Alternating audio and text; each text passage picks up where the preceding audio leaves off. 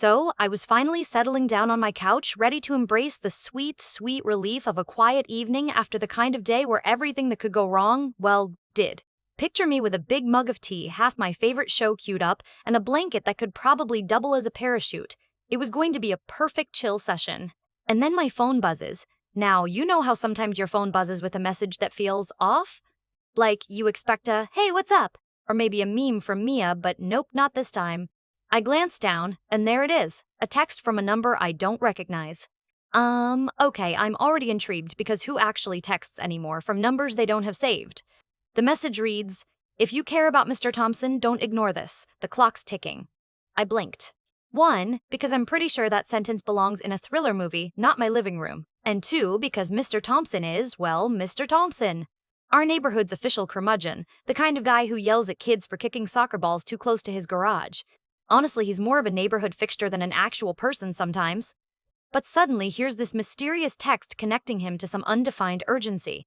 And suddenly, my heart's racing, not with excitement, but the kind that creeps in when something feels off, but you can't quite figure out why. I sat there, phone in hand, staring like I'd somehow missed the secret memo of some neighborhood emergency I should have known about. Was this a prank? Maybe Mia's idea of a late-night joke? Or worse, some kind of real trouble that I'd just stumbled into? I didn't respond right away. I mean, what do you even say to that? Who is this? Felt lame and obvious, but everything else felt like stepping into a trap. So there I was, frozen on my couch, the mystery text glowing on my phone, wondering if I should just ignore it, or if ignoring it was exactly what someone wanted me to do. So, if I have to introduce myself properly before things get any weirder? Hi, I'm Emma. I live in a suburban neighborhood so calm that the most excitement we get is someone's dog learning a new trick or the occasional lost cat recurring in the neighborhood group chat. My days? Mostly the usual work from home, quick coffee runs trying to keep my plants alive without killing them. I'm more of a let's keep things simple kind of person, which is maybe why this whole mysterious text situation felt so out of place. Now, I'll be honest, I'm not exactly close with my neighbors, except for one, Mr. Thompson. You'd think with the number of times our paths have crossed, I'd have more than just a grumpy nod from him. But nope. He's famously stern, like the kind of guy who'd glare at you for mowing your lawn at 7 a.m. on a Saturday, or who has a license plate frame that says, "Silent judgments are my favorite." Still, his grumpiness is kind of a neighborhood constant, so I usually just let it slide.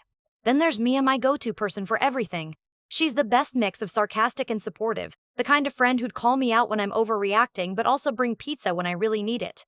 We've been friends since college, and honestly, if it weren't for her, I might have lost my mind ages ago. She's usually the first person I vent to about work disasters, or Jake, my brother, whose specialty is showing up unannounced and shaking up the quiet. Jake and I are like oil and water. He's loud where I'm calm, spontaneous where I'm cautious, and somehow always turning simple errands into chaotic adventures. He loves poking at the neighborhood dynamics too, especially when it comes to Mr. Thompson. According to Jake, Mr. Tom. Thompson's grumpiness is just a front for a secret soft spot, but based on every interaction I've had with him, that's a big maybe. Anyway, back to that text. I don't know who sent it, which is already enough to make me hesitate. But the message mentioned Mr. Thompson, and that threw me for a loop. Why would someone send me a cryptic warning about a guy I barely know except as the curmudgeon on Elm Street? And what was this ticking clock thing all about? Here's where it gets tricky. The stakes.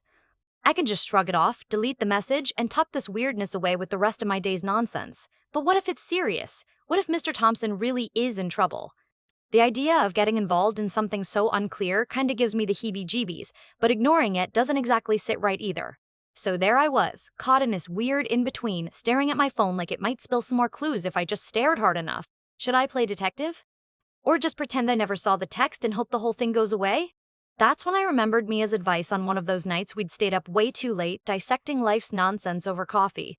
If it smells fishy, Emma, don't just hold your nose and walk by. Sniff around. Worst case, you find out it's just a weird cat stuck in a tree. Best case, well, you'll know. Okay, yeah, Mia, but this wasn't a cat stuck in a tree. This was a text about a ticking clock and Mr. Thompson, two things that didn't exactly scream normal suburban evening. I thought about calling Jake next. He's always had a weird knack for reading between the lines and jumping headfirst into whatever mess comes up. But calling him would probably mean more chaos. His idea of handling ticking clock situations usually involves motorcycles or some loud, unnecessary heroics. Still, the mystery lingered in my mind. Did I really want to ignore it? Or was this the start of something that would drag me way deeper into the weird corners of this quiet neighborhood than I ever planned? I grabbed my phone, fingers hovering over the screen, hesitant but curious. There was something about that message, something that didn't add up. And honestly, I needed to figure out what it was before it was too late, whatever too late meant here. So yeah, normal night, right? Just a woman with her tea and her blanket, suddenly staring at her phone, trying to decide if a random text from a stranger was about to pull her into a mystery involving Mr. Thompson, our neighborhood's champion grump. Just trying to keep my life simple and peaceful here. But clearly, simplicity had packed its bags and left town without telling me. I stared at my phone, thumb hovering over the keyboard like it might suddenly type out the right message on its own. The screen read, "You don't have much time, trust no one." Yep, that's exactly the kind of cryptic nonsense you want to see when you're trying to relax. I sighed, then shot back a cautious, "Who is this?" The reply came not with an explanation, but with another mystery. "Look out for the night visitor." Mr. Thompson isn't just grumpy. He's hiding more than bad moods. I blinked. Night visitor? Hiding what exactly? Was this some elaborate prank designed to ruin my evening, or was it actually something stranger than I imagined? For a minute I wished I hadn't gotten so cozy with my tea. Texting felt like trying to puzzle out invisible riddles. I needed help. Mia.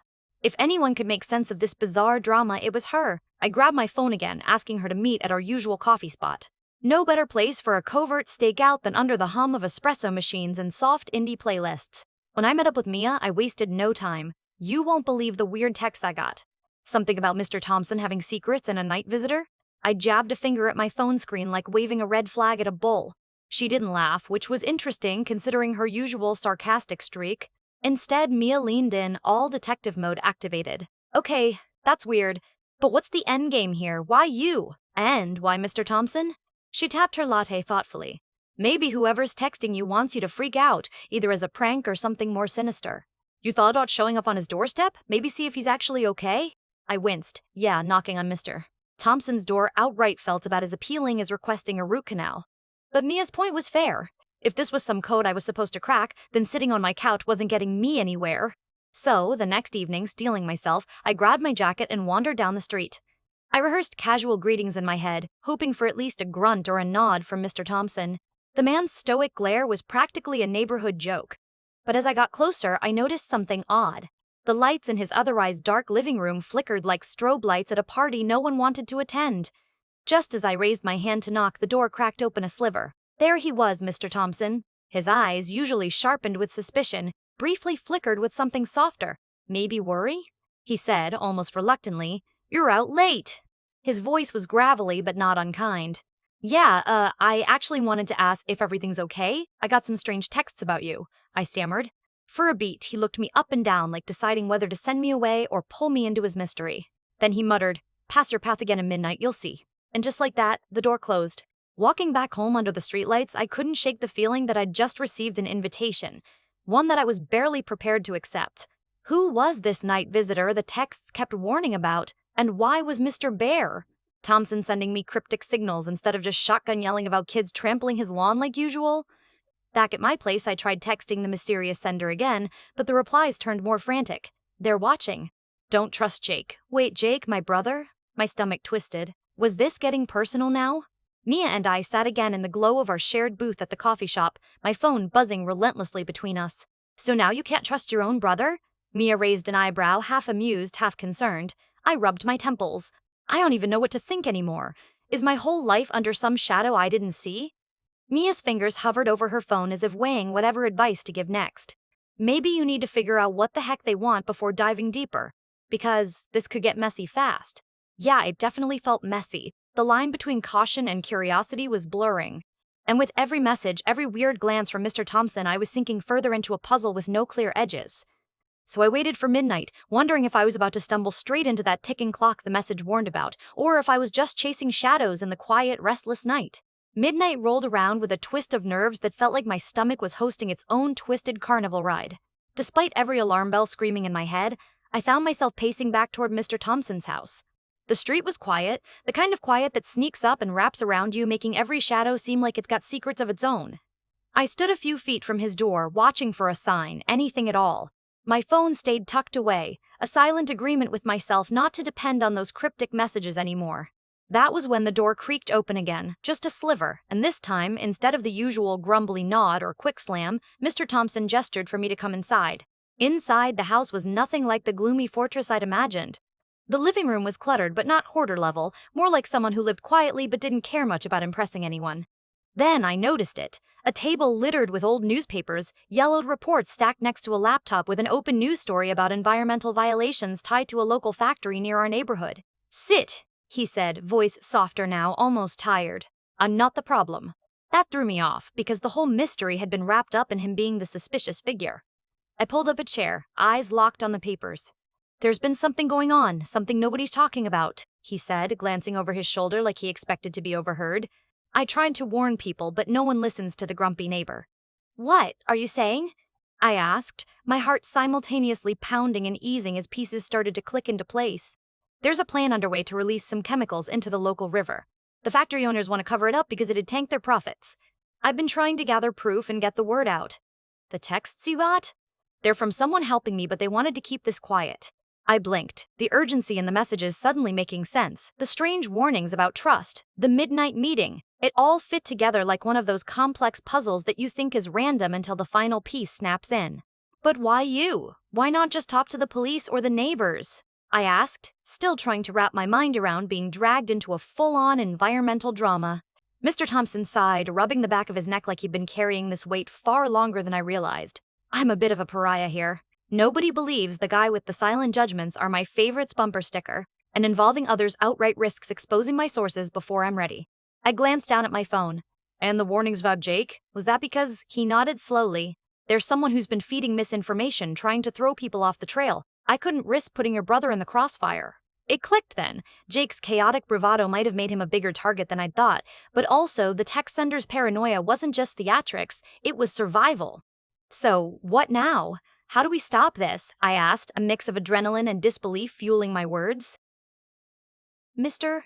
Thompson gave a rare, small smile. It didn't erase his wrinkles or the weariness in his eyes, but it was genuine. "We gather the right evidence, make sure it gets in the right hands. And maybe people might finally see me as more than just the cranky neighbor." Walking home under the first light of dawn, I felt lighter but also thick with the knowledge that life in this sleepy little suburb wasn't quite as simple as I imagined.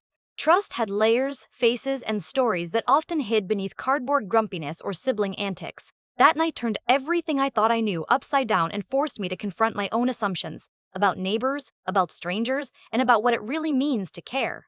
So here I am, still cuddled up with my tea and my blanket, with now one heck of a story in my pocket. The text that ruined my night didn't just pull me into a mystery, it made me realize how tangled and unexpected human connections can be, even in the quietest neighborhoods. And honestly, I'm left wondering, if you were me, sitting there with a cryptic text and a challenge to wade through, would you dive in or walk away?